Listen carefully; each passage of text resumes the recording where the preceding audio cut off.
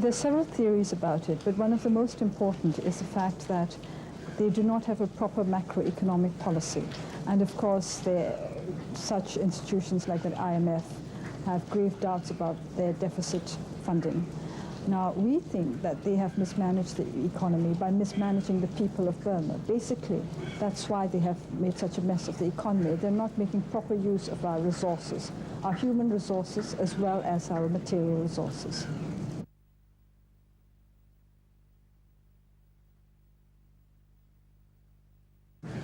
Well, this comes back to what I was saying just now about mismanagement of resources. They're not making proper use of our human resources. They're spending much less on education now than was spent 8 years ago before the democratic revolution. And of course, they're spending much less money on health care. That means that they're not looking after people either physically or mentally. And that is going to be disastrous in the long run.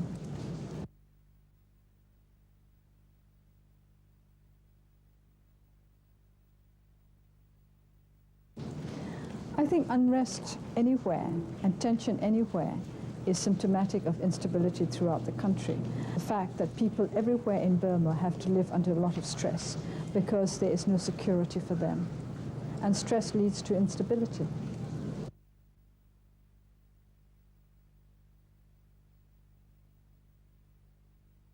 Burma under SLORC is not going to be any credit to ASEAN.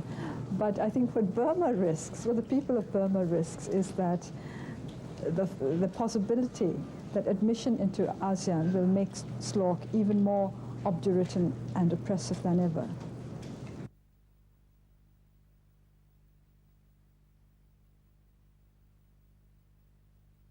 The NLD or any other elected civilian government would have the mandate of the people. It would have the trust and confidence of the people, and I think also consequently the confidence of the international community.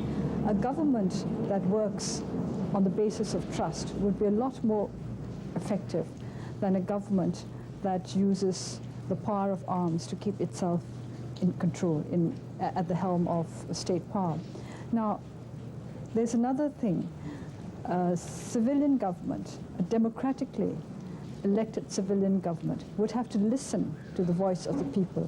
It would have to listen to the voice of the world, and by listening, such a government would be able to discover what its mistakes are and be able to correct them.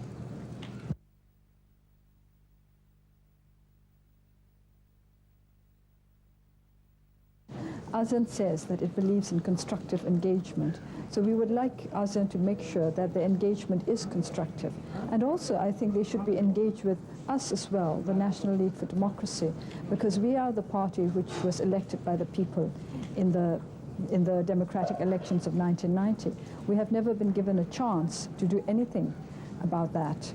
And I think if ASEAN is truly interested in constructive engagement, it should try to engage with both sides in Burma, the SLORC as well as with the democratic opposition, and make sure that this engagement leads to something constructive in the way of development towards democracy.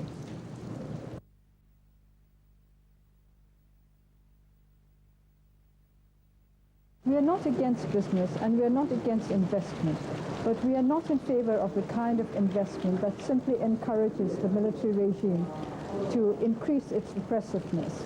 We are not in favor of the kind of investments that make some people a very privileged elite, very, very rich, while the rest of the country stay as poor as ever.